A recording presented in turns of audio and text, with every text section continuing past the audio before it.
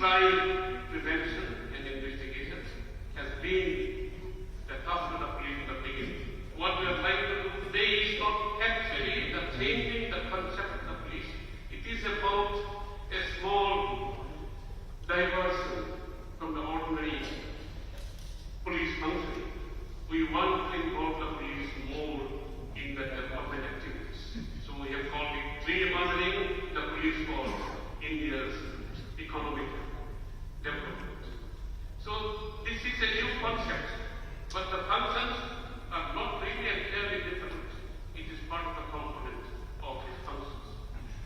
So we have been contributing as a police force in the development of the country for the last so many decades of the independence.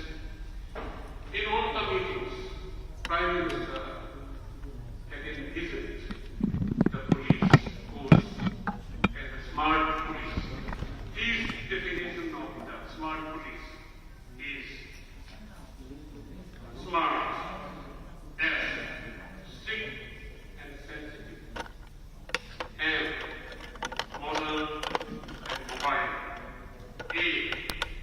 alert and accountable, are reliable and responsible, trained and technology saved. So this is the vision of the police that we want for the nation, and it encompasses the police role in the economic growth of the nation.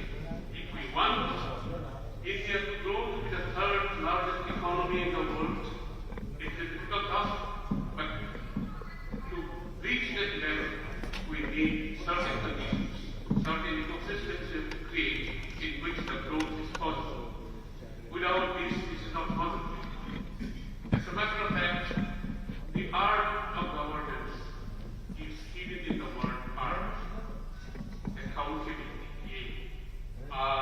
is responsiveness, and T is transparency. The art of governance is the secret of development. It is not the direction that is not important. It is also speed, the pace of the work of development that is important. So if someone wants to say that between direction and the pace and the speed, that direction is more important, he will not entirely right. But the direction rests with the political leadership. It is the government in the center, in the state, that has to give the direction and enable the implementation sensitive projects. So there are various circumstances which can really impede the growth of development. And these impediments have to be slowly overcome by the collective force of government. It is not alone police alone. It is the combining of entire spectrum of the governance that is important in achieving this goal.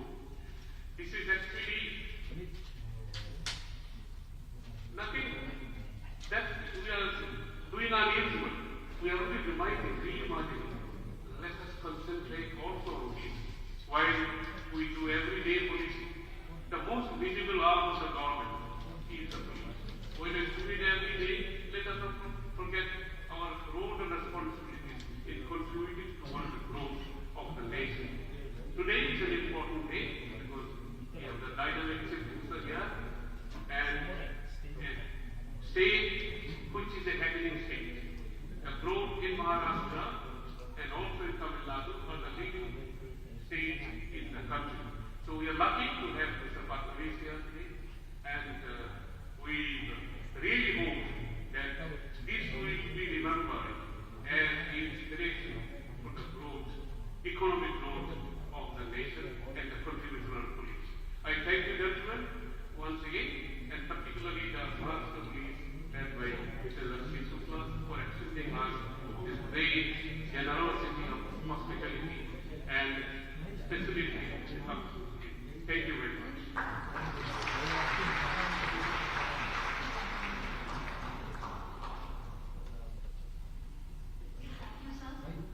May I now request the Honorable Minister of State Independent Charge for Social Welfare and SC welfare of Uttar Pradesh, Sri Aseem Anuj to deliver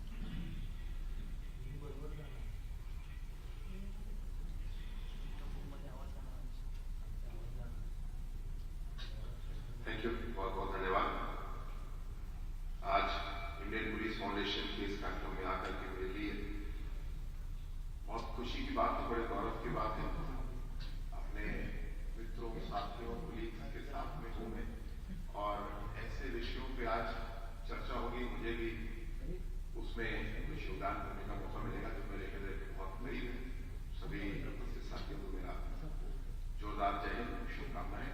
विशेषकर मंचासीन माननीय मुख्यमंत्री जी श्री देवेंद्र फडणवीस जी, जिनका commitment police के सुधार के लिए और व्यवस्था में सुधार के लिए हम सब जानते हैं, और उसी का परिणाम है कि आज राष्ट्र एक फ्रंट लीडिंग स्टेट के रूप में काम कर रहा है हर पॉलिसी मैटर में, और उसका परिणाम भी हम लोग देखने को मिल रहा है। सर, आपका आपने समय भी दिया है पुलिस फाउंडेशन को, इसके लिए बहुत बहुत आभार।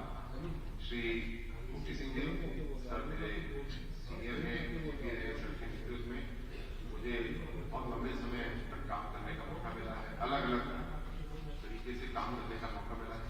सर को पूरी भारतीय पुलिस याद करती है और हमेशा याद करेगी। बड़े बड़े परिवर्तन आते हैं, छोटे टिंकरिंग वाले परिवर्तन को हम सब कर ही रहे हैं, लेकिन ट्रांसफॉर्मेटिव चेंजेस कैसे लाए जाए वही sir Shri RS Mushahary sir, जिनका उद्बोधन हम सब ने अभी सुना। सर, आपको बहुत शुभकामनाएं। आदरणीय श्री शुक्ला मैम, आयोजन के लिए और हम सबको इस अवसर प्रदान करने के लिए आपका बहुत बहुत धन्यवाद। मेरे साथी मित्र बैचमेट देवेंद्र, बहुत शुभकामनाएं देवेंद्र आपको। आदरणीय श्री जैन साहब, मैं पुनः बहुत बहुत धन्यवाद देता हूँ आदरणीय श्री मुफ्ती सिंह सर को, पूरी फाउंडेशन को कि आपने मुझको आने का अवसर दिया, और बहुत कुछ मुझे लगता है कि आज सीखने को मुझे मिलेगा। हो सकता है कि छोटा मोटा योगदान भी मैं कर सकूँ। और सबसे बड़ी बधाई इस बात की कि पुलिस फाउंडेशन को अब आज 10 साल में पूरे हो रहे हैं। पिछले कुछ समय से पहले दिल्ली की घटनाओं से बाहर निकाल करके पूरे भारत में फाउंडेशन आगे बढ़ रही है।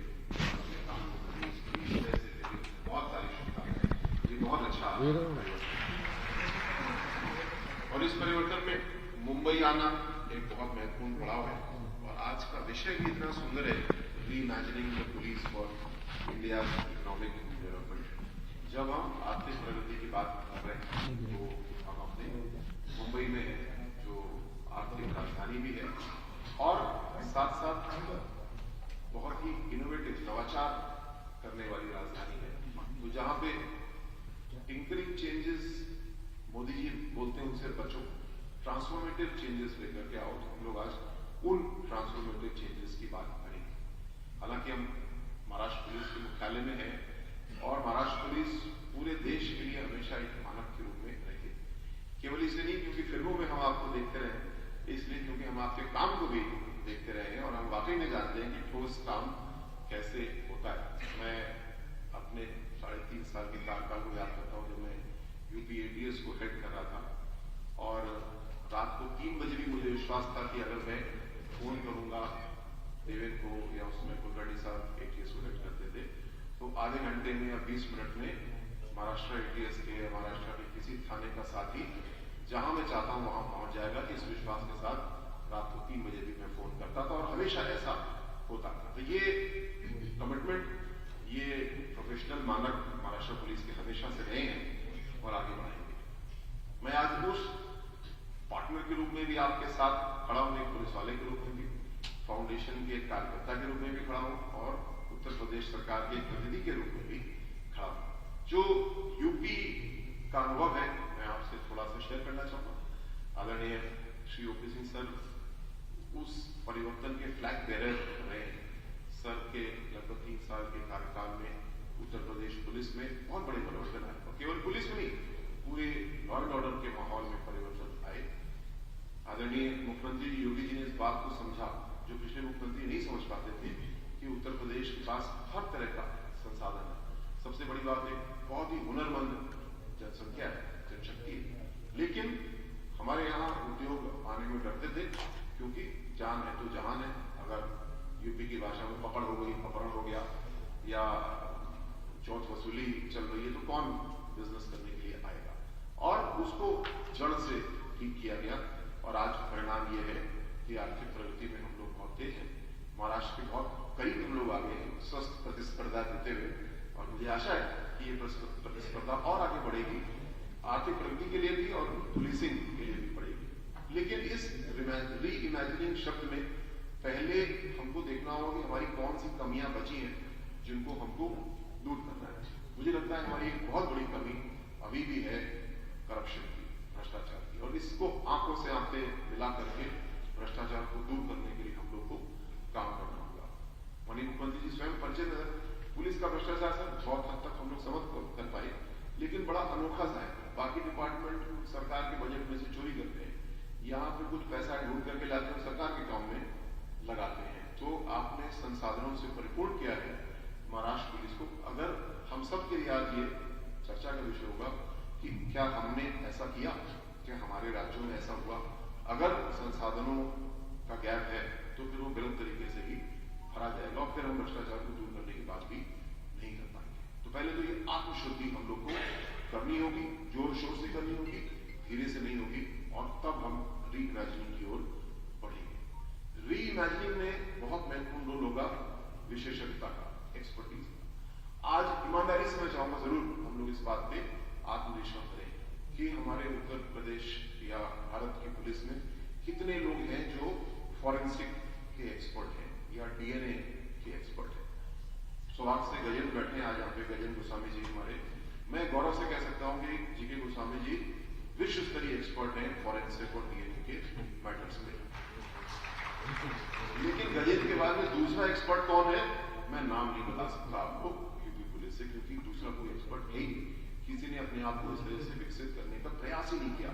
हालांकि सिस्टम हमको बोलता है, हमारे परफॉर्मेंस अप्रेजल रिपोर्ट हमको 10 कैटेगरीज देती है, इसमें से आप किस पे विशेषज्ञता विकसित करने वाले हैं, लेकिन वो साल में एक ही बार हम लोग देखते हैं और आगे नहीं। तो हम सबको अपनी अपनी विशेषज्ञता का क्षेत्र चुनना होगा और उस पर आगे बढ़ना होगा। फॉरेंसिक भी हो सकता है, फायर आर्म्स भी हो सकते हैं, कंट्रोल रूम ऑपरेशन है, सीसीटीवी, घोड़े हमारे पास है, क्या हमको वाकई रखने चाहिए या त्याग देने चाहिए, किस रूप में रखने चाहिए, इसका विशेषज्ञ हम में से कौन है, इन चीजों पे मुझे लगता है जरूर चर्चा होनी चाहिए। और उसको करने के लिए जो प्रधानमंत्री जी ने कई बार हम लोग को याद दिलाया है और फाउंडेशन उस पर काम भी कर रहा है, integration of academia and practitioners. So the foundation in a sense is academics also, और प्रैक्टिशनर के रूप में हम लोग as part of government minister के रूप में, आप एक ऑफिसर के रूप में हैं, तो जो आप काम कर रहे हैं उसके ऊपर क्यों नहीं विश्वविद्यालयों की और गहन रिसर्च होनी चाहिए। विकसित भारत या कोई भी विकसित देश, उसका एक बहुत महत्वपूर्ण एलिमेंट हमेशा है विश्वविद्यालय यानी एकेडमिक्स और प्रैक्टिशनर। बिजनेस भी हो सकता है, गवर्नेंस भी हो सकता है, उनके इंटीग्रेशन को करना होगा। और मैं फाउंडेशन को सहयोग भी करना चाहूंगा, सुझाव भी दूंगा कि समाज कल्याण विभाग के पास बहुत सारे ऐसे प्रोजेक्ट्स हैं जो पुलिस से ठीक जुड़े हुए, जैसे कि SC/ST एट्रॉसिटी की मदद हम लोग करते हैं। मैं आदरणीय OP सिंह सर से अनुरोध करूंगा सर, ऐसी एक रिसर्च स्टडी को हम फंड करना चाहेंगे जिसमें कि इसको स्टडी किया जाए कैसे ये काम कर रहा है, कितने लोग संतुष्ट हो पा रहे हैं, कितने नहीं संतुष्ट हो पा रहे हैं, क्या परिवर्तनों की आवश्यकता है। एक उदाहरण है, ऐसे बहुत सारे उदाहरण हो सकते हैं, और तब हम सही मायने में री इमेजिन कर रहे होंगे। और इसमें एक स्वस्थ प्रतिस्पर्धा भी होनी चाहिए। मैं याद करता हूँ, मैं पहली बार जब इस भवन में आया था तो मुझे देवेंद्र ने वहां से ऊपर से छकवा के दिखाया था, आप IGLO थे, और सर उस समय हम यूपी में कंट्रोल रूम के प्रोजेक्ट को पूरा री इनोवेट कर रहे थे। तो छोटा सा सर एक कंट्रोल रूम था जिसमें कि 25-30 लोग बहुत ही छोटी जगह में बैठते थे, लेकिन काम हमेशा करते थे। तो उस प्रतिस्पर्धा में जब हम सीख के गए तो हम कुछ 1-2 साल के लिए महाराष्ट्र से आगे हो गए, फिर महाराष्ट्र ने अपने आप को और महाराष्ट्र और हमसे आगे हो गया। ये भाव बड़ा अच्छा है, और मेरा सर सुझाव होगा कि फाउंडेशन जो ये 10 विशेषज्ञता के विषय हैं उनके ऊपर पेपर्स तैयार करें, करता भी है, हम लोग एज पार्ट ऑफ गवर्नमेंट सहयोग करना चाहिए ताकि क्रॉस लर्निंग का माहौल खूब अच्छा बने और हम लोग एक दूसरे से सीख पाए। अंत में सर एक बहुत महत्वपूर्ण सुझाव और रखना चाहूंगा। हम लोग इस समय सेवा पर्व या सेवा पखवाड़ा मना रहे हैं। प्रधानमंत्री जी ने मिशन कर्मयोगी शुरू किया था, उसमें ऑनलाइन ट्रेनिंग कोर्सेज बहुत सारे हैं और हम लोग कर भी रहे हैं, लेकिन पुलिस से संबंधित ज्यादा कोर्सेज नहीं है। तो फाउंडेशन ऐसे ऑनलाइन ट्रेनिंग मॉड्यूल्स डेवलप करके उसमें डाल सकता है और सीधे बहुत सारे लोगों तक हम लोग पहुंच पाएंगे। और एक सर पत्र पैम्फलेट मैं भी लिखना चाहूंगा कि नेताजी को कैसे खुश रखा जाए सर। मैं अपने आप को इसका विशेषज्ञ अब मानता हूं सर। मैं एकदम लीगल बात करूंगा सर, कोई इलीगल बात नहीं करूंगा। और बट यहाँ सीरियसली डेमोक्रेसी और ब्यूरोक्रेसी, मतलब एक पुलिस ऑफिसर के रूप में हम ब्यूरोक्रेट ही है, कैसे दोनों मिलकर के साथ काम करें, ये भी एक चुनौती, इसको भी री इमेजिन करने की वाकई में जरूरत है। मैं 30 साल के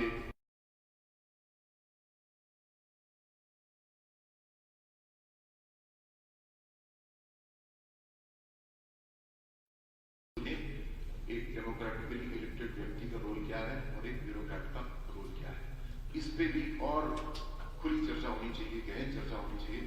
जो परिवर्तन 1947 से 1942 में चुनाव के बाद आ जाना चाहिए था, वो कई महीनों में नहीं आया।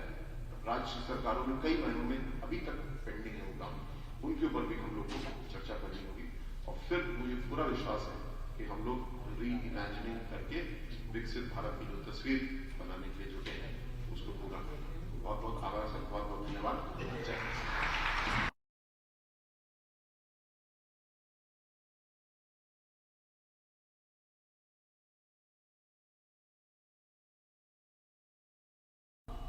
CM sir needs no introduction. I would like to mention here notable initiatives of our respective CM, which includes large-scale governance reforms, infrastructure development, citizen service platforms, and schemes aimed at making Maharashtra job resilient. Today, Sir leads the state and the Chief Minister, bringing with him his experience, commitment to service, and a vision for inclusive growth and efficient administration. I have the privilege to request our Honorable Chief Minister of Maharashtra, Shri Devendra Fadnavis ji sir, to deliver his address. The Honorable Chief Minister sir.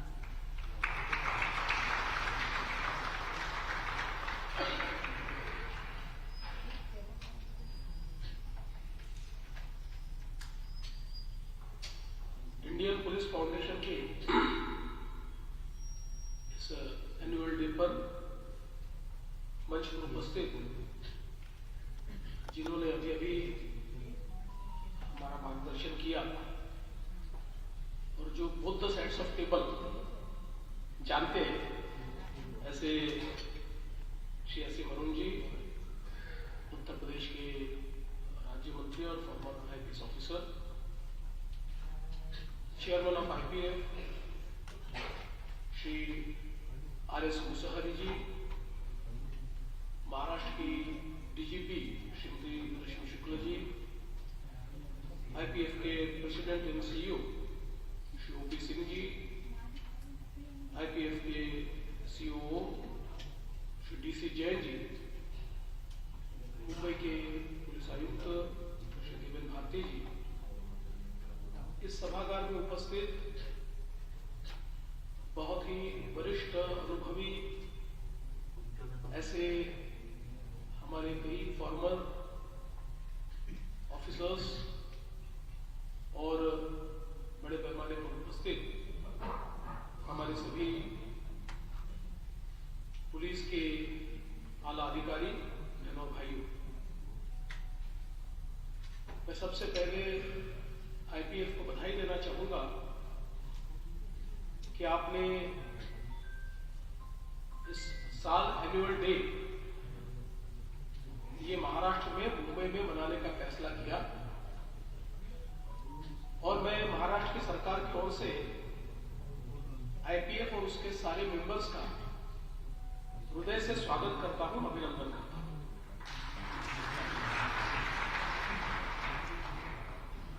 हम सभी लोग जानते हैं कि मुंबई ये देश की आर्थिक राजधानी है और इसको फाइनेंशियल, कमर्शियल और एंटरटेनमेंट कैपिटल के रूप में भी जाना जाता है। और हमारे असीम अरुण जी ये मुंबई पुलिस के बारे में बोलते हुए कह रहे थे कि फिल्मों से हमको पता चलता है। वैसे मैं आपको बता दूं, कई सालों तक फिल्मों ने हमारे मुंबई पुलिस पर इतना अन्याय किया, हमारी मुंबई पुलिस मौका वारदात पर हमेशा टाइम पर पहुंचती है, लेकिन हिंदी फिल्मों की पुलिस ये हमेशा घटना घटने के बाद ही पहुंची है। तो मैं ऐसा मानता हूं कि कोई सही डिपिक्शन नहीं रहा है, लेकिन मुझे इस बात का गर्व है कि चाहे वो महाराष्ट्र की पुलिस हो, चाहे मुंबई की पुलिस हो, इसने अपने हाई स्टैंडर्ड्स को हमेशा मेंटेन किया है और देश में एक ऐसे पुलिस फोर्स के रूप में काम किया है कि जिसकी ओर एक बहुत ही अच्छे नजरिए से देखा जाता है। और मैं ऐसा मानता हूं कि इसमें हम और सुधार भी करना चाहते हैं और उस दृष्टि से इस प्रकार की जो संगोष्ठियां होती है वो बहुत महत्वपूर्ण है। मैं इस बात के लिए भी धन्यवाद दूंगा कि आपने जो थीम रखी है, री imagining the police for India's economic development, मैं ऐसा मानता हूं कि बहुत ही सही मौके पर और सही विषय पर हम लोग यहां पर डिलिब्रेशन कर रहे हैं, क्योंकि हम जानते हैं कि दुनिया में कोई भी आर्थिक महासत्ता, कोई भी इकोनॉमिक पावर, ये लॉ एंड ऑर्डर के बिना खड़ी नहीं हो सकती, और अगर खड़ी होती है तो वो सस्टेनेबल नहीं हो सकती। हमने देखा है कि माफिया राज चलाकर भी कुछ सोसाइटीज में समृद्ध सोसाइटी तैयार हुई है, लेकिन वो सोसाइटी कभी सस्टेनेबल सोसाइटी नहीं रही, उसका डिक्लाइन भी उतना ही फास्ट हुआ है। और जहां तक हम लोग क्राइम एंड क्रिमिनल्स की बात करते हैं तो अनादिकाल से ये चीजें चलती आ रही है, इसका स्वरूप बदला है। अगर हम लोग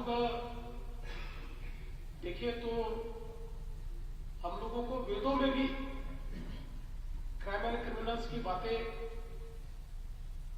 पढ़ने को मिलती है। कौटिल्य के अर्थशास्त्र में तो एक पूरा क्राइम एंड क्रिमिनल्स इसके ऊपर एक हमको विचार देखने को मिलता है।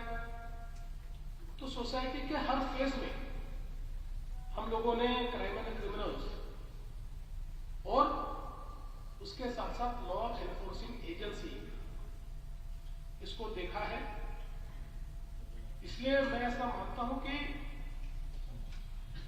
हमारे सामाजिक जीवन का एक अंग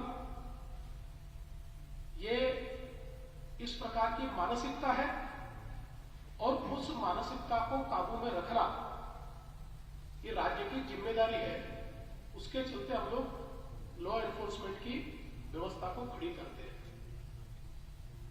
हमारे देश में जब संविधान बना तो भारत रत्न डॉक्टर बाबा साहेब अम्बेडकर जी ने एक बहुत सुंदर व्यवस्था खड़ी की। हम लोग जानते हैं कि पुलिस ये स्टेट सब्जेक्ट है, लेकिन पुलिस को लीड करने वाले ऑल इंडिया सर्विसेज के ऑफिसर्स हैं। ऑल इंडिया सर्विसेज के ऑफिसर्स जिनको अपॉइंट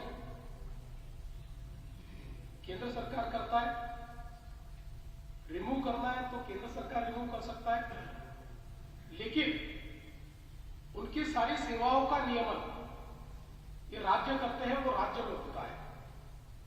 तो एक चेक एंड बैलेंस की इतनी सुंदर व्यवस्था हमारे संविधान ने की है कि जिसके चलते मैं ऐसा मानता हूं कि कई बार लोग आरोप करते हैं कि पुलिस में इंटरफेरेंस बढ़ा है, कई बार दूसरी ओर से भी आरोप होता है कि पुलिस का पॉलिटिसाइजेशन हो रहा है। इन सारी चीजों से फोर्सेस को इंसुलेट करने के लिए एक बहुत अच्छी व्यवस्था खड़ी हुई है, और इसी के चलते मैं ये मानता हूं कि कई बार गिरावट आती है, लेकिन उस गिरावट को समाप्त करने की व्यवस्था भी हमारी ही व्यवस्था में से खड़ी होती है। इसीलिए यहां बैठे हुए कई ऑफिसर्स के बारे में हम लोग कह सकते हैं कि इन्होंने ट्रांसफॉर्मेटिव रिफॉर्म किया। तो ये ट्रांसफॉर्मेटिव रिफॉर्म करने के लिए इनको कोई नया संविधान भी नहीं मिला और नए कानून भी नहीं मिले। जो अवेलेबल व्यवस्था थी उस व्यवस्था को समझकर उसी व्यवस्था के आधार पर उन्होंने ट्रांसफॉर्मेटिव रिफॉर्म करके दिखाए। इसलिए मैं ऐसा मानता हूं कि हमारे पास व्यवस्था है, व्यवस्था नहीं है ऐसा नहीं है। उस व्यवस्था को हम लोग किस प्रकार से इस्तेमाल करते हैं, जैसे कई बार टेक्नोलॉजी की बात होती है और हमेशा टेक्नोलॉजी के साथ में एक सवाल भी हमारे देश में खड़ा होता है। जब कंप्यूटर आए तब भी सवाल खड़ा हुआ कि अब कंप्यूटर आ गए तो लोगों को रोजगार मिलेगा कि नहीं मिलेगा, अब रोजगार तो समाप्त हो जाएगा। उसके बाद हमने देखा .com का बूम आया, बड़े पैमाने पर सिलिकॉन वैली ने प्रोग्रेस किया, भारतीयों ने उसमें भी एक अपना बड़ा स्वरूप दिखाया। आज हम उसी कगार पर खड़े हैं और आज आर्टिफिशियल इंटेलिजेंस की बात होती है और लोग कहते हैं कि अब आर्टिफिशियल इंटेलिजेंस से इतना डिस्ट्रप्टिव इस प्रकार का कार्य चल रहा है तो इससे क्या होगा, कौन सी चीजें ऑब्सोलीट होगी। लेकिन मैं हमेशा ये मानता हूं कि कोई भी टेक्नोलॉजी एक घोड़े की तरह, एक घुड़सवार जब घोड़े के ऊपर ठीक से बैठकर उस घोड़े को सही दिशा में ले जाता है तो घोड़ा नहीं तय करता, घुड़सवार तय करता है। घोड़ा सिर्फ गति देता है, मंजिल तय करने का काम घुड़सवार करता है। और टेक्नोलॉजी भी ऐसी है, टेक्नोलॉजी को इस्तेमाल करने वाले किस दिशा में ले जाएंगे विदाउट फियर, न डरते हुए, निडरता के साथ अगर तंत्रज्ञान को हम लोग सही ढंग से इस्तेमाल में लाए तो मुझे लगता है कि हम लोग पुलिसिंग को नेक्स्ट स्टेज में ले जा सकते हैं। आज देखिए, हम सभी जानते हैं कि दुनिया बहुत तेजी से बदल रही है और 20 साल पहले जब यह कहा जाता था कि स्ट्रीट क्राइम कम होंगे, व्हाइट कॉलर क्राइम बढ़ेंगे, तो जुमला लगता था। लेकिन अब उस दिशा में हम लोग जा रहे हैं और आज स्ट्रीट क्राइम करने वाले हमारे लिए बड़ा चैलेंज नहीं है। व्हाइट कॉलर क्राइम करने वाले, साइबर क्राइम करने वाले, ये हमारे लिए एक बड़ा चैलेंज है। तो ये जो परिवर्तन है, इस परिवर्तन के लिए तैयार पुलिस फोर्स, ये मैं मानता हूं कि अपने आप में बहुत जरूरी है। हम लोगों ने 2023 में हमारे पुलिस फोर्स का एक नया ऑर्गेनाइजेशनल स्ट्रक्चर बनाया, लेकिन ये जब स्ट्रक्चर हम लोगों ने बनाया तो हमारे ध्यान में आया कि इससे पहले का ऑर्गेनाइजेशनल स्ट्रक्चर कब बना था, तो वो बना था 1970 में। तो 53 इयर्स के बाद हम लोगों ने एक नया स्ट्रक्चर बनाया। इन 53 इयर्स में पुलिस के कितने ऐसे काम होंगे जो ऑब्सोलीट हो गए, ऐसे कितने काम होंगे कि जो पहले महत्वपूर्ण नहीं थे अब महत्वपूर्ण हो गए, वो अहम हो गए। तो मुझे ऐसा लगता है कि जो एजिलिटी है, ये पुलिस फोर्स को हम लगातार कैसे देते रहे और उस दृष्टि से हमारे पुलिस फोर्स का ऑर्गेनाइजेशनल स्ट्रक्चर हम समय समय पर पूरा बदलने की आवश्यकता नहीं है, लेकिन उसको हम कैसे अमेंड कर पाए इसका भी विचार करने की मैं ऐसा मानता हूं कि बहुत आवश्यकता है। और आज हम लोग देखते हैं महाराष्ट्र में हम लोगों ने एक नया साइबर सिक्योरिटी लैब तैयार किया और सबसे महत्व की बात यह है कि जो नवाचार हम लोग करते हैं उस नवाचार के लिए केवल कंसल्टेंट्स की आवश्यकता नहीं है। आज हमारे फोर्स में ही इतने अच्छे ऑफिसर्स हैं कि ऑफिसर्स स्वयं इनिशिएटिव लेकर नई टेक्नोलॉजी को हमारी पुलिस फोर्स के उपयोग में ला सकते हैं। आज जो साइबर सिक्योरिटी लैब हमने तैयार किया, मुझे बताते हुए खुशी होती है कि प्रगतिशील इस प्रकार का तो साइबर सिक्योरिटी सेक्टर हमारा तैयार हुआ ही, लेकिन आज मुझे खुशी है कि कम से कम 4 देश हमारे पास आए और उनमें से एक देश ने तो करीब करीब हमको ऑफर लेटर ही दे दिया कि इसी प्रकार का साइबर सिक्योरिटी सेंटर आप हमारे देश में आकर तैयार कीजिए। तो मुझे लगता है कि ये करने की एक ताकत आज हमारे लोगों में आई है। हम लोगों ने we were the first to use artificial intelligence tools in policing. हमने मार्बल ये संस्था तैयार की और उस संस्था के माध्यम से आर्टिफिशियल इंटेलिजेंस के टूल्स हमने यूज करना शुरू किए और आज उसके कारण इतना डिस्ट्रप्टिव हम लोग काम कर पा रहे हैं कि जिसके चलते मुझे ऐसा लगता है कि कई पेचीदा केसेस इसको हम लोग बहुत जल्दी और बहुत इनोवेटिव तरीके से सॉल्व कर पाए। तो ये सारी चीजें मैं ऐसा मानता हूं कि जो नई व्यवस्थाएं हैं, इन नई व्यवस्थाओं को हमारी पुलिसिंग के साथ इंटीग्रेट करना ये भी बहुत महत्वपूर्ण है, क्योंकि कई बार ये होता है कि नई चीजों का एक रेजिस्टेंस होता है। लेकिन मैं ऐसा मानता हूं कि जब हम लोग एक बर्नर फोन से स्मार्टफोन पर आए, मेरे जैसे व्यक्ति को भी लगता था कि ये स्मार्टफोन यूज करना थोड़ा कठिन है। मुझे वो बटन वाला बड़ा अच्छा लगता था और उसको मैं कुछ दिनों तक यूज करता था। लेकिन जिस दिन मैंने स्मार्टफोन यूज करना चालू किया तो पलट कर नहीं देखा, उसके बाद वही यूज करता हूँ। उसमें जो सबसे अच्छा मॉडल है उसका ऑब्सेशन है मुझे कि सबसे अच्छा मॉडल में यूज करता हूँ। तो मैं ऐसा मानता हूँ कि ये जो एक बदलने की मानसिकता कि नए को स्वीकारेंगे और नए को स्वीकारेंगे, इसका मतलब ये नहीं कि पुराना छोड़ देना है, क्योंकि पुराना जो होता है उसके कुछ शाश्वत मूल्य होते हैं और वो शाश्वत मूल्य सदियों तक हुए होते हैं, वो समाप्त नहीं होते। उन शाश्वत मूल्यों के साथ जब हम नवाचार स्वीकारते हैं तो एक इफेक्टिव इस प्रकार का प्रोग्रेशन हम करते हैं, उससे रीइमेजिनिंग होता है। आज देश में इतने वर्षों के बाद हमने तीनों कानून हमारे बदले, आईपीसी बदला, सीआरपीसी बदला, इंडियन एविडेंस एक्ट बदला।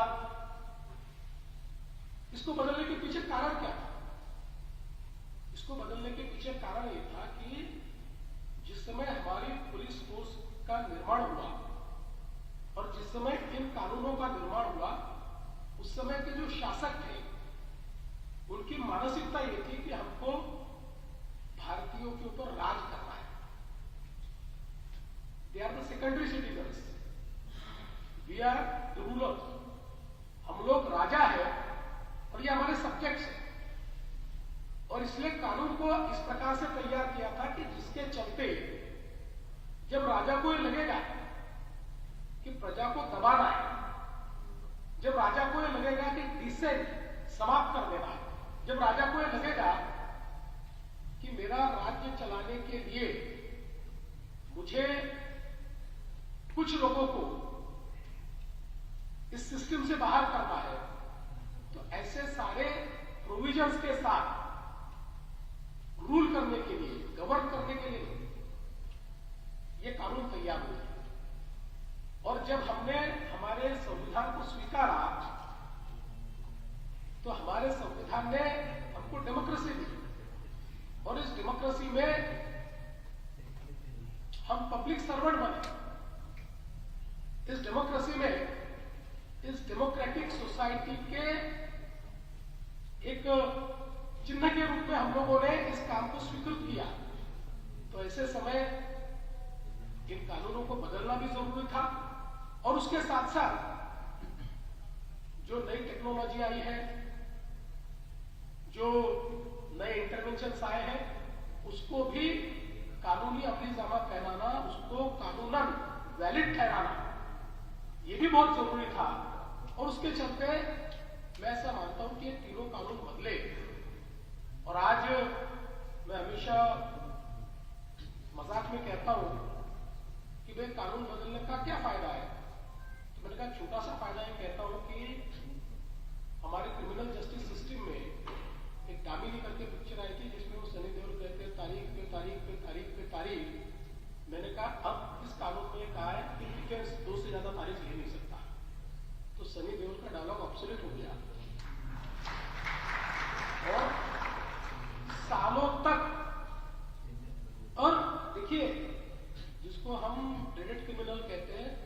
क्यों बनता है? वो इसीलिए बनता है कि उसको पता है कि मैंने एक मर्डर किया, 6 महीने, 1 साल, 1.5 साल में अंदर रहा, उसके बाद मैंने बेल ली,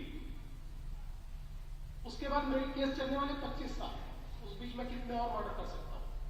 ये अगर मानसिकता रही तो कानून का डर समाप्त हो जाता है। लेकिन जिस समय पता है कि नहीं, एक निश्चित कालावधि में ये सारी चीजें चलने वाली है। आज हम लोग इंडियन एविडेंस एक्ट में हम लोगों ने जो बदलाव किए, क्योंकि हम लोगों ने देखा कि नॉर्मली इतने सालों में क्रिमिनल जस्टिस सिस्टम में ये डिले के कारण जो हमारा ह्यूमन एविडेंस है वो कभी होस्टाइल हो जाता है, कभी कमजोर हो जाता है। लेकिन टेक्निकल फॉरेंसिक ये जो एविडेंस है ये होस्टाइल भी नहीं होता और ये कमजोर भी नहीं होता। तो इसलिए एक ये जो बदलाव, एक ऐसी सोसाइटी की ओर हम जा रहे हैं जिस सोसाइटी में लोगों के मन में डिटरेंट हो कि नहीं, अगर क्राइम किया है तो कहीं ना कहीं मुझे ये भुगतना पड़ेगा। ये बहुत महत्वपूर्ण है। और विशेष रूप से लोगों को गुस्सा कब आता है? जब स्पेशली फाइनेंशियल क्राइम करने वाले लोग, उनकी लाइफस्टाइल में कोई बदलाव नहीं है, लेकिन उनके फाइनेंशियल क्राइम से जिसके पैसे चले गए वो भीख मांग रहा है। इस प्रकार की जब अवस्था होती है तो लोगों के मन में गुस्सा आता है। इसलिए फाइनेंशियल क्राइम्स और उस कैटेगरी में आने वाले जो कानून है, इसमें बहुत तेजी के साथ काम करना, बहुत तेजी के साथ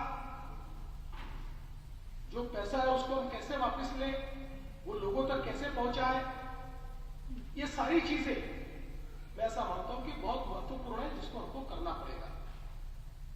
और आज एक और बहुत बड़ी चीज जो हम सबके लिए चुनौती के रूप में खड़ी है, वो है ड्रग्स, नार्कोटिक्स। मैं ऐसा मानता हूं कि इस देश के सामने और देश की पुलिस के सामने आज सबसे बड़ी चुनौती के रूप में ये नार्कोटिक्स है। क्योंकि हमारा देश आज अपनी सीमाओं पर भी मजबूत है। हमारे एयर डिफेंस सिस्टम ने अपना लोहा मनवा दिया है, सिंदूर के समय दिखा दिया है कि हम लोग कितने ताकतवर हैं। तो हमारे ऊपर सीधा हमला नहीं हो सकता, ये बड़ा कठिन है। लेकिन ये छद्म हमला जिसको हम कहते हैं, इस प्रकार का हमला हमारी पूरी व्यवस्था में हमारी युवा पीढ़ी को खोखला करना, और जिस देश की युवा पीढ़ी ये इस प्रकार से नार्कोटिक्स के अधीन हो जाए, उस देश को समाप्त करने के लिए किसी अस्त्र शस्त्र की आवश्यकता ही नहीं। और मुझे लगता है कि इस मामले में जीरो टॉलरेंस ये बहुत महत्वपूर्ण है। महाराष्ट्र में हमने निर्णय किया कि अगर कोई व्यक्ति हमारे फोर्सेस में डायरेक्टली या इनडायरेक्टली भी किसी इस प्रकार के व्यवहार में पाया जाता है तो हम उसको सस्पेंड नहीं करेंगे, हम उसको डिसमिस करेंगे, हम उसको फोर्सेस में नहीं रहने देंगे। क्योंकि there are some things which are uncompromisable, जहां हम कॉम्प्रोमाइज नहीं कर सकते। और मुझे लगता है कि आज जब हम एक नई सोसाइटी को रीइमेजिन कर रहे हैं, जिसमें पुलिस की भूमिका को रीइमेजिन कर रहे हैं, तो मुझे ऐसा लगता है कि how can we be more effective on this front. क्योंकि हम लोग, चूंकि आप सभी आला अफसर हैं, तो आप लोग भी ये जानते हैं कि इतनी नई नई चीजें, नए नए मार्केट प्लेसेस, अब इंस्टाग्राम में मार्केट प्लेस है जहां पर ड्रग्स की बिक्री हो रही है, तो नए नए मार्केट प्लेसेस भी तैयार हो गए। इसलिए इससे लड़ने का तरीका नया ढूंढना, और इस नए तरीके से हम लोग किस प्रकार से इस मेनिस को समाप्त कर पाए, इसका विचार हमको करना पड़ेगा। मुझे ऐसा लगता है कि अर्थव्यवस्था जैसे बदलती है, आज हम लोग देखते हैं कि एक समय में कृषि आधारित अर्थव्यवस्था हमारी थी, आज भी हमारी अर्थव्यवस्था में कृषि का स्थान बहुत अहम है। कृषि पर निर्भर लोगों की संख्या भी ज्यादा है, लेकिन अब हमारी अर्थव्यवस्था ये सर्विस ओरिएंटेड हो गई है। आज अगर हम किसी भी राज्य की या देश की अर्थव्यवस्था को देखें तो 55% से 65% तक अर्थव्यवस्था ये सर्विस इकोनॉमी है।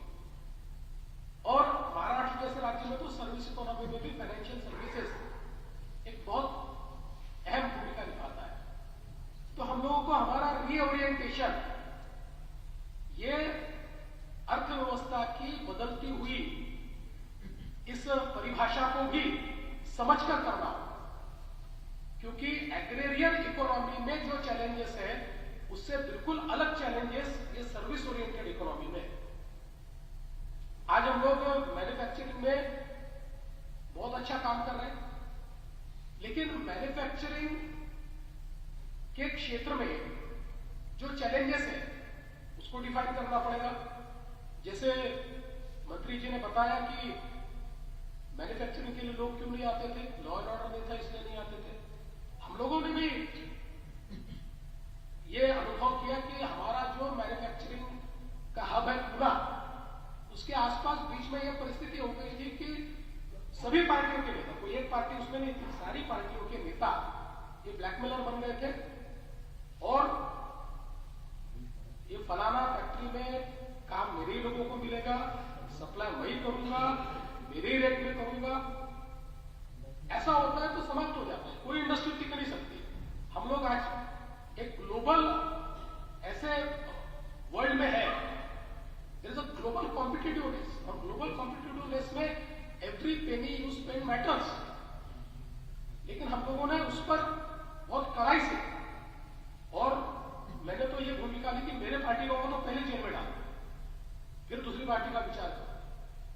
तो अगर हम लोग इतनी कड़ाई के साथ इससे नहीं निपटेंगे, और इसके लिए बहुत आवश्यकता है हमारे पुलिस फोर्स में प्रोफेशनलिज्म की। देखिए, कई बार हमारे जो रिटायर्ड डीजीपीज है या पुलिस के आला अफसर है, वो एक अपनी भूमिका रखते हैं, कई बार प्रेस में भी अपने आप को एक्सप्रेस करते हैं। मैं उनके लेख भी पढ़ता हूं और वो कई बार कहते हैं कि ये सारी चीजें जो बिगड़ रही है, ये बहुत स्टेट का इंटरफेरेंस हो रहा है। अब इसी सभागार में मेरे साथ क्या किए हुए कम से कम 3-4 डीजीपीज हैं और कई अफसर।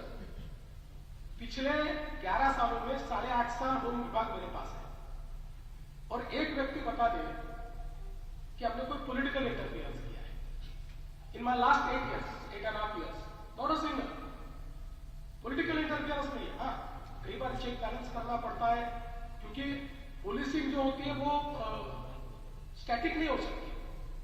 आपको कई बार इंटेलिजेंस के आधार पर कुछ चीजें करनी पड़ती है, कई बार कुछ चीजें ट्वीक करनी पड़ती है, कई बार लोगों के सेंटिमेंट को समझ के चीजें करनी पड़ती है। बट ओवरऑल मैं ऐसा मानता हूं कि देयर इज नो इंटरफेरेंस। इसलिए मेरी अपेक्षा भी ये होती है कि प्रोफेशनली हम लोग एक प्रकार से अपना कंडक्ट हो। और असीम अरुण जी ने जो बात कही इंटेग्रिटी, इसकी चर्चा हर फोरम पे होना आवश्यक है। और मैं ये नहीं कहता कि सिर्फ पुलिस फोर्स के लिए, हमारे सोसाइटी के हर अंग के लिए इंटेग्रिटी, इसकी चर्चा होती रहनी चाहिए। अगर इंटेग्रिटी की चर्चा हम छोड़ देंगे और सब चीज चलती है, इस परिस्थिति को हम अपनाएंगे तो हम इस देश को कभी विकसित भारत में परिवर्तित नहीं कर सकते। और इसलिए मुझे ऐसा लगता है कि ये एक ऐसी चीज है इंटेग्रिटी, जो कई चीजों को प्रिवेंट करती है, और इंटेग्रिटी का कम होना ये कई चीजों को फ्यूएल करता है। तो मुझे लगता है कि इस बारे में भी चर्चा होना ये बहुत महत्वपूर्ण है, बहुत स्वाभाविक है। इसीलिए मैं अपेक्षा करता हूं कि while we are reimagining the police for India's economic development, इस रीइमेजिनेशन में इन सारे विषयों के ऊपर हम लोग विचार करेंगे, मंथन करेंगे, और इतने अनुभवी सारे लोग इस सभागार में हैं कि यहाँ जो मंथन होगा उस मंथन में से अमृत ही निकलेगा। तो उस अमृत को ग्रहण करने के लिए सरकार के तौर पर हम भी तैयार हैं। आपका जो अमृत मंथन होगा उस अमृत मंथन को आप हम तक भी पहुंचाइए, तो हम जरूर उसको पिक करेंगे। उसमें से जो अच्छी चीजें हैं उनको हमारे पुलिस फोर्स में और हमारी शासन पद्धति में हम लोग किस प्रकार से लाए, इसका प्रयास हम जरूर करेंगे। आपने इस बहुत ही अच्छे एनुअल डे को मुंबई में यहाँ पर करने का तय किया, इसलिए मैं आपका आभार व्यक्त करता हूँ। और इस बहुत ही अच्छे गैदरिंग के सामने आपने मुझे भी निमंत्रित किया, इसलिए आपका आभार व्यक्त करते हुए अपने शब्दों को विराम देता हूँ। धन्यवाद। जय हिंद, जय Maharashtra.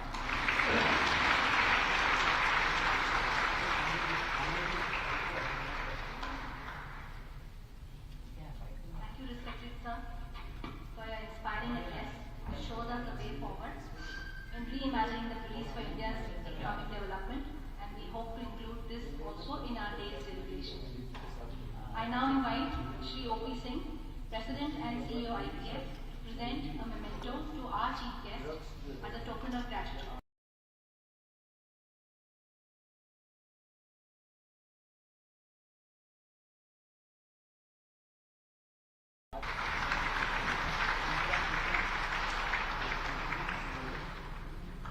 I also invite the Chairman of IPF, Shri Bhushan Rai, to present a statue of Lord Ganesha to the Honorable Chief Minister.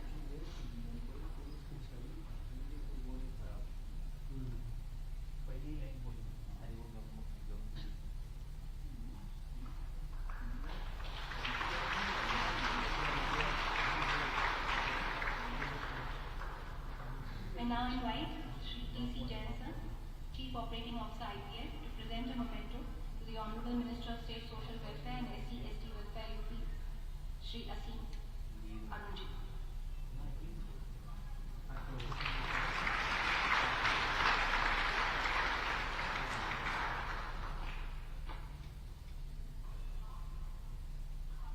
To conclude this inaugural session, I now invite Shri T.C. Jain, the Chief Operating Officer of the IPF and former Special Director CBI, to propose a vote of thanks. Sir is a decorated IPS officer of the Rajasthan Cadre and a Cambridge postgraduate in criminology with rich national and international experience, including the UN mission in Kosovo and the Interpol. He now serves as the Chief Operating Officer of the Indian Police Foundation, advancing police reforms and public safety. I now request Shri T.C. Jain, sir, to please give the vote of thanks.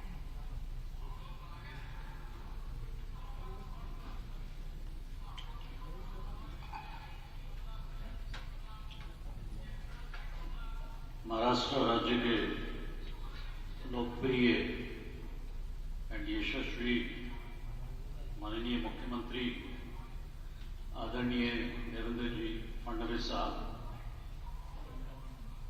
उत्तर प्रदेश के माननीय मंत्री और हमारे former IPS colleague Shri Asim Arun ji, Indian police foundation के chairperson Shri R S. Musair sir, हमारे president Shri O.P. Singh sir, DGP Maharashtra madam Shrimati Rashmi Shukla ji, IPF के founding president and vice chairman Shri N Ramachandran,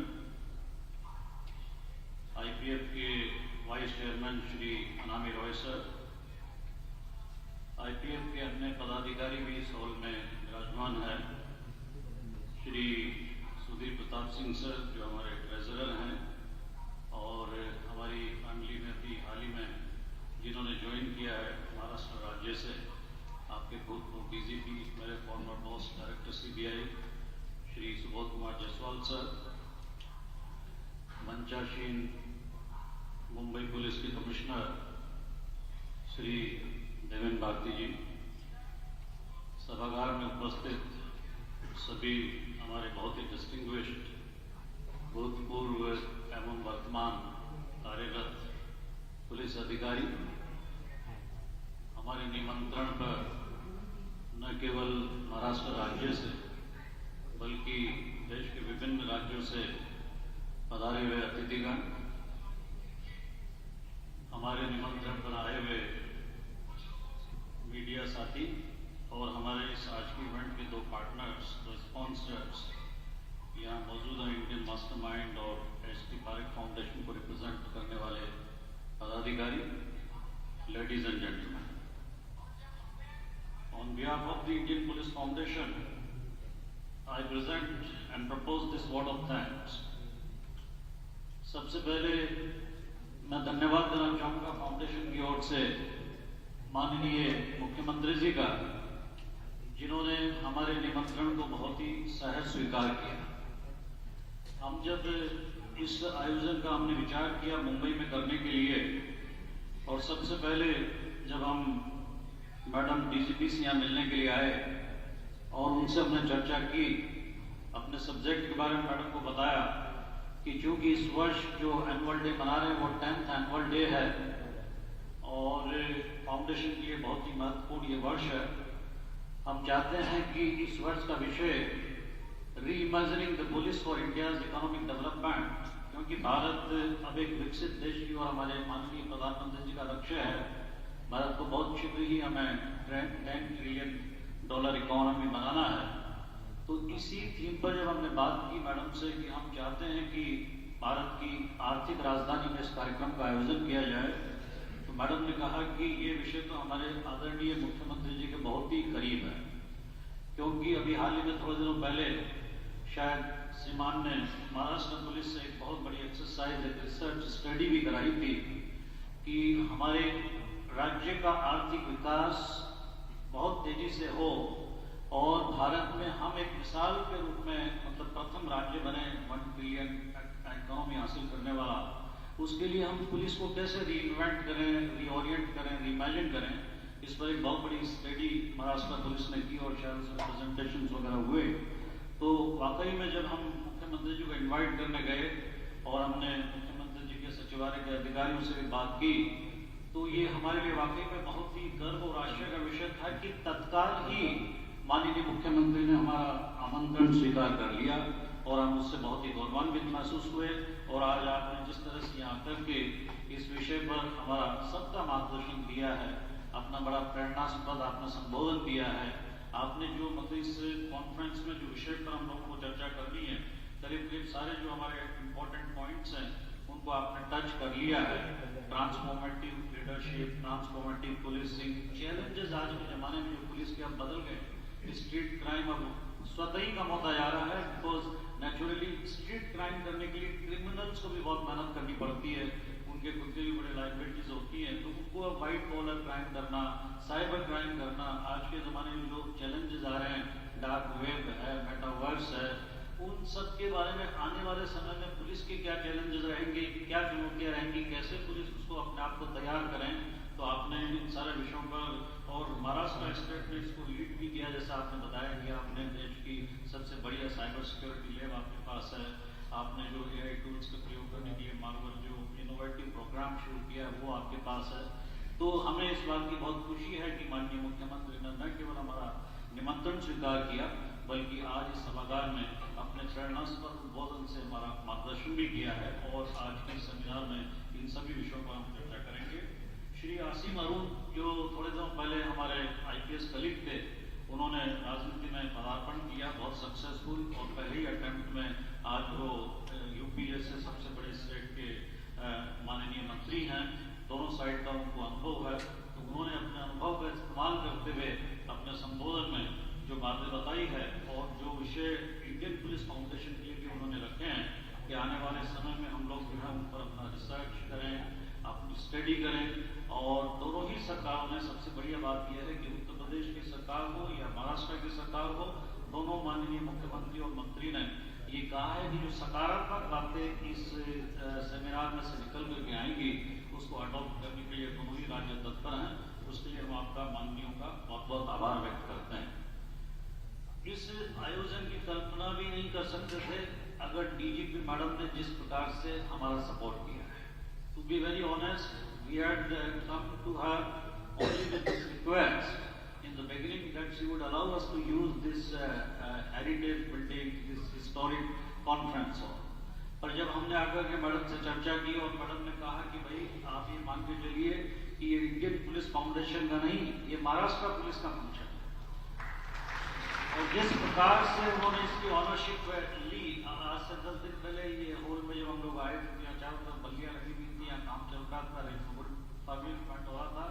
madam के नेतृत्व में मैडम के अधिकारियों ने, पुलिस मुख्यालय के अधिकारियों ने, उनकी पूरी टीम ने जिस मेहनत के साथ इस आयोजन को सफल बनाने के लिए मेहनत की, इस हॉल को तैयार किया, इसके अलावा everything they have done virtually they have converted into their guest. तो हमारा इसमें कोई बहुत ज़्यादा योगदान नहीं रहा। इसलिए मैं इंडियन पुलिस फाउंडेशन की ओर से मैडम का, मैडम के सभी अधिकारियों का बहुत बहुत धन्यवाद, तहे दिल से आभार व्यक्त करता हूँ। देवेंद्र भारती सीपी साहब के बारे में हम सभी जानते हैं, उनसे भी जब मुलाकात की तो ओनली वन वर्ड ही had to say, you just tell me what support you need from Mumbai Police, and it will be there. So both these officers have been very, very graceful, very, very generous to the Indian Police Foundation. They have extended such a warm welcome as well as support. मैं राजस्थान राज्य का रहने वाला हूँ। हमारे राज्य को हम हमेशा, हमारे कुछ मित्र यहाँ राजस्थान राज्य में जो आपके मुंबई में उद्योगपति हैं, बड़ा बड़ा काम कर रहे हैं, वहाँ भी सभागार में मेरे मित्र के रूप में मौजूद हैं। तो हम लोग हमेशा गर्व महसूस करते हैं कि राजस्थान जो है आतिथ्य सत्कार में बहुत ही अग्रणी स्टेट के रूप में हम लोग हमेशा उसको देखते हैं। और जैसे हम आपके यहाँ महाराष्ट्र में आए, मैडम ने, आपके अधिकारियों ने, आपके सीएम सचिवालय के अधिकारियों ने जिस तरह से हमें प्रोत्साहित किया, हमारा सपोर्ट किया, तो हमें लगने लगा कि इसका मतलब न केवल उद्योग और क्राइम में तो महाराष्ट्र हमेशा आगे है ही फ्रंट पे, पर अब आतिथ्य सत्कार में भी लगता है कि राजस्थान से आगे हम लोग निकल रहे हैं। तो ये बहुत ही खुशी की बात है। मैं सभी अधिकारियों का, सब ने जिन्होंने भी हमारा सहयोग किया है, मैं अपने चेयरमैन साहब का, हमारे प्रेसिडेंट साहब का, हमारे वाइस चेयरपर्सन का, सारे पदाधिकारियों का भी बहुत बहुत आभार व्यक्त करता हूँ कि उन्होंने हमें मार्गदर्शन दिया और ये आयोजन कराने में हमारी मदद की। हमारे जो आज की इस इवेंट के जो पार्टनर्स हैं, इंडियन मास्टरमाइंड्स और HP पारेख फाउंडेशन, उनके पदाधिकारियों का भी मैं इंडियन पुलिस फाउंडेशन की ओर से आभार व्यक्त करता हूँ। आपने इस आयोजन करने में हमारी जो मदद की है उसके लिए आपका बहुत बहुत धन्यवाद, आभार। अंत में जो हमारे गेस्ट हैं, जो हमारे निमंत्रण पर हमारे यहाँ आए हैं और आकर के उन्होंने इस कार्यक्रम की शोभा बढ़ाई है, जो सीनियर रेस्पेक्टेड ऑफिसर्स हैं, जिनको भी हमने रिक्वेस्ट की, मैडम ने रिक्वेस्ट की, CP मुंबई पुलिस ने रिक्वेस्ट की, जो पदाधिकारी, जो अधिकारी, जो माननीय सदस्यगण, वो सब जो यहाँ आए हैं, उन सबका भी मैं IPF की ओर से स्वागत भी करता हूँ और तहे दिल से बहुत बहुत आभार करता हूँ, आभार व्यक्त करता हूँ और आशा करता हूँ कि अगले 2 सेशंस में जो हम लोग चर्चा करेंगे वो बहुत सकारात्मक होगी और बहुत अच्छे परिणाम उसके सामने आएंगे। मैं एक बार यहाँ उपस्थित सभी महानुभावों का IPF की ओर से बहुत बहुत धन्यवाद ज्ञापित करता हूँ।